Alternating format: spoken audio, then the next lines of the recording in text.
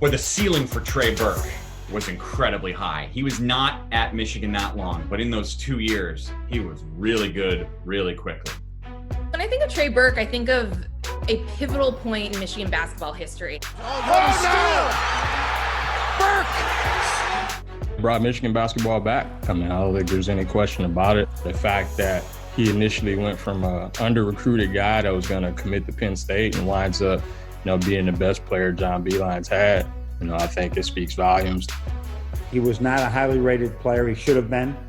We certainly thought so, but others didn't. And he played with a chip on his shoulder in every game that he was going to prove to everybody that he was a high level, as good a point guard as there was in the country. Comes on the scene as a freshman, has a great freshman year. I got to play against him. He was just always so in control.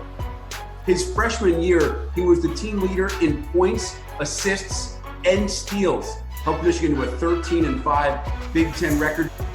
There's a guy that was all-conference, all-American first team. And that second year, sophomore year, he won the Naismith, AP, NABC Player of the Year. He won the Wooden Award, and he won the Cousy Award. So that tells you something about his dominance, his ability to take over.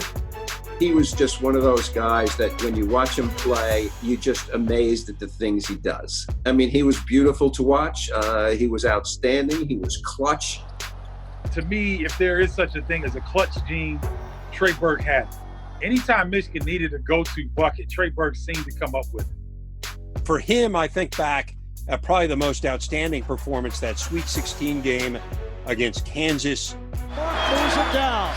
5 seconds, fires for 3, the game is tied! The second half and the overtime, he was absolutely phenomenal and just wheeled Michigan through that game and ultimately into the national championship game that came within a whisker of winning it all. And remember, the game that they lost to Louisville, he did everything he could to keep them alive. He scored 24 points in that game. Trey Burke was an assassin in the Big Ten. The ability to get this Michigan team to the Final Four, hitting big shots. If there was a guy that I wanted to take a big-time shot in this decade, his name would be Trey Burke.